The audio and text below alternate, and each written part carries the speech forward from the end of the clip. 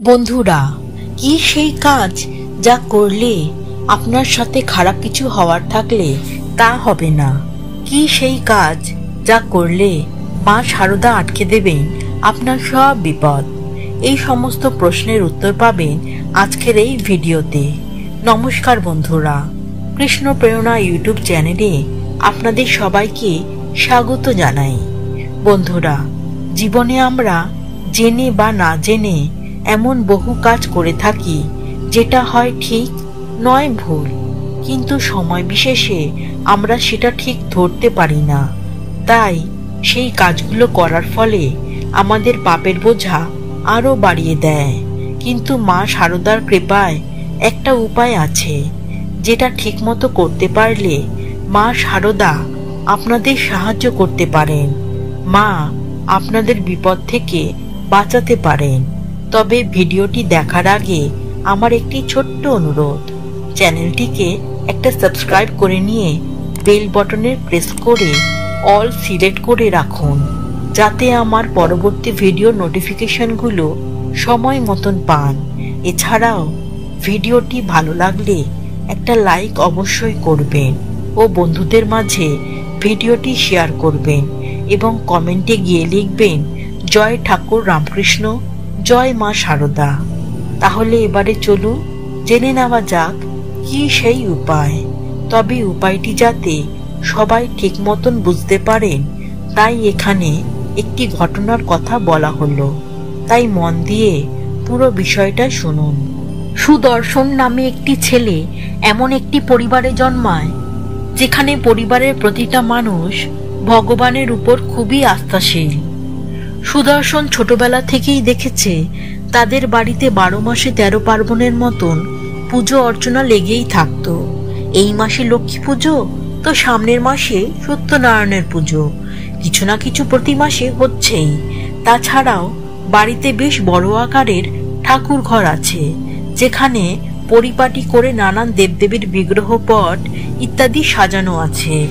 তাই এই ধরনের ধর্মীয় পরিবেশে বড় হয়ে সুদর্শন নিজেও একজন ধার্মিক মানুষ হয়ে ওঠে। এইভাবে বেশ কিছু বছর চলার পর সুদর্শন যখন যুবা বয়সে পা রাখে, তখন তার মনে ধর্ম সম্পর্কে কিছু প্রশ্ন উকি দিতে শুরু করে। সে নিজের মতন করে নিজেকে প্রশ্ন করা শুরু করে, ধর্ম কি, ভক্তি কি, ভগবানের প্রতি তার নিজের কি সত্যি পরিপূর্ণ বিশ্বাস আছে, নাকি একটি ধর্মীয় পরিবারে জন্মেছে বলে ধর্মকে বিশ্বাস করতে বাধ্য হয়েছে। এই সমস্ত প্রশ্ন তাকে একটা গোলক ধাঁধার ভিতর ফেলে দেয়, যার ফলে তার মন বিক্ষিপ্ত হয়ে ওঠে। ভালো মন্দের বিচার শক্তি হারিয়ে ফেলে সুদর্শন, কুসঙ্গে পড়ে যায় এবং ধীরে ধীরে অন্ধকারের দিকে ঠেলে দেয় নিজেকে।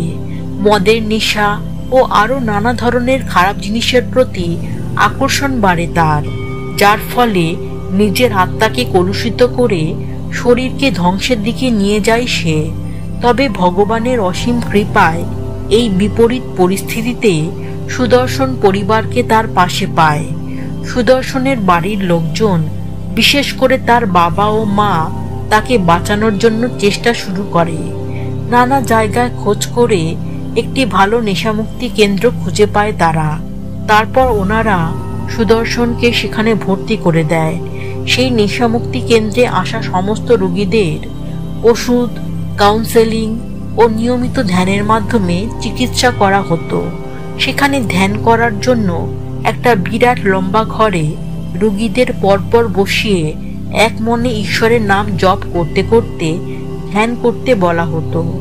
পরিচালক ব্যক্তিরা রোগীদের এই কাজে সহায়তা করত ও উৎসাহ দিত। সুদর্শন এই ধ্যানের ব্যাপারে প্রথমে সন্দেহ প্রকাশ করলেও পরে কিছুটা চাপে পড়ে ও কিছুটা অন্যের দেখাদেখি নিজেও ধ্যান করতে শুরু করে দিয়েছিল। এরপর একদিন একজন কাউন্সিলর সুদর্শনকে কাউন্সেলিং করতে আসে। কথা প্রসঙ্গে সেই ভদ্রলোক সুদর্শনকে সারদা মায়ের একটা ঘটনার কথা বলে। সেখানে এক ব্যক্তি সারদা মাকে জিজ্ঞাসা করেন, মা, যদি কোনো ব্যক্তি অনেক পাপ করেও ঠাকুরের নাম নিয়মিত জপ করে, তবে কি তার সব পাপ খণ্ডন হয়ে যাবে? তখন মা শারদা তাকে উত্তরে বলেন, কর্মফল তো সবাইকেই ভুগতেই হয়, তবে যদি ঈশ্বরের নাম নিয়মিত জপ করলে হবে এই রকম, যে বিপদ তোমার ফাল হয়ে ঢোকার কথা ছিল সেই বিপদ কমে গিয়ে সুচ হয়ে যাবে। মা শারদার বলা এই কথা শুনে সুদর্শনের মনে হলো সেও এতদিনে যে পাপগুলি করেছে সেগুলো কি খণ্ডন হওয়া সম্ভব। তখন সুদর্শন ভাবল একবার চেষ্টা করে দেখাই যাক না কি হয়। তখন সে ধ্যান করার দিকে একটু বেশি মনোযোগ দিতে শুরু করলো। সুদর্শনের প্রথম দিকে ধ্যান করা অসম্ভব মনে হলেও পরের দিকে আস্তে আস্তে ধ্যান ও ভগবানের নাম জপে অভ্যস্ত হয়ে ওঠে, যার ফলে তার মনের মধ্যে কিছু সূক্ষ্ম পরিবর্তন ঘটতে থাকে। প্রতিবার ঈশ্বরের পবিত্র নামের উচ্চারণ তার অশান্ত মস্তিষ্ককে শান্ত করতে শুরু করে এবং তার হৃদয়ের বন্ধ দরজা ধীরে ধীরে উন্মুক্ত হতে শুরু করে। এক অদ্ভুত সুন্দর অনুভূতি তার মনকে আবিষ্ট করতে শুরু করে, যে অনুভূতির স্বাদ সে আগে কখনো পায়নি। প্রতিদিন ধ্যান ও জপ করার ফলে সুদর্শনের এক ঐশ্বরিক অনুভূতির অনুভব হতে শুরু হয়, যেটা সে ভাষায় প্রকাশ করতে পারে না। এইভাবে সুদর্শনের ওই নেশামুক্তি কেন্দ্রে সময় কাটতে থাকে। সপ্তাহ শেষে মাস, তারপর মাস কেটে প্রায় 6 মাস হয়ে যায়।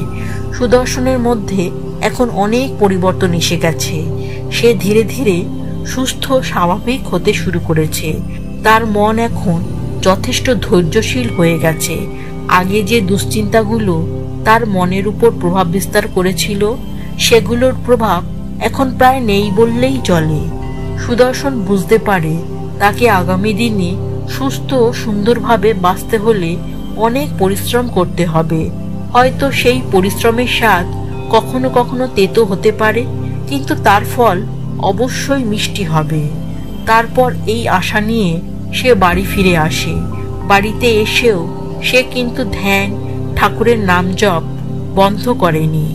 এগুলি সুদর্শনের একটা অভ্যাসে পরিণত হয়েছে, যার ফলে সে তার শত কাজের মধ্যেও তাদের ঠাকুর ঘরে বসে প্রতিদিন কিছুটা সময় ধ্যান ও ঈশ্বরের নাম জপ করে যায়। এটা তার জীবনে একটা আশ্রয়স্থল বলে মনে হয়, যেখানে সে আনন্দে বা দুঃখে যে কোনো সময়ে গিয়ে স্বচ্ছন্দে বসতে পারে, যেখানে তার মনে শক্তি যোগায়, যা তার জীবনে কোনো কঠিন সিদ্ধান্ত নিতে সাহায্য করে। এই ধ্যান ও জপের ফলে সুদর্শন আরো ভালোভাবে বাঁচতে ও তার জীবনে নানান কর্ম করার জন্য অনুপ্রাণিত হতে শুরু করে। সে ধীরে ধীরে একজন শান্ত ও ভদ্র মানুষ হয়ে উঠতে থাকে।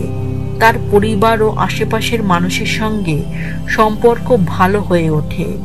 জীবনের প্রতি তার দৃষ্টিভঙ্গি পাল্টে যায়।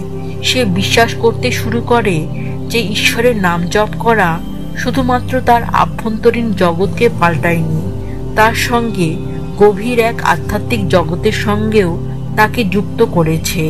সুদর্শন আজও নিষ্ঠা সহকারে ঈশ্বরের নাম জপ করে চলেছে। তা শুধুমাত্র নিছক এক আচার অনুসরণের জন্য নয়, বরং সহজ অথচ গভীর অনুশীলনের দ্বারা প্রতিনিয়ত ঈশ্বরের অস্তিত্বের নতুন দিশা আবিষ্কার করেছে। বন্ধুরা, মা শারদা বলেছেন, জীবনে তো কর্মফল ভুগতেই হবে, কিন্তু ঈশ্বরের নাম জপ করলে কর্মফল কিছুটা খণ্ডন হয়। যেখানে ফাল সেধাতো সেখানে সূচ সেধাবে। তাই সব সময় ভগবানকে ডাকতে হবে, তার নাম জপ করবে। এই একটি কাজ রোজ করলে তোমার সঙ্গে খারাপ কিছু হওয়ার থাকলে তা হবে না।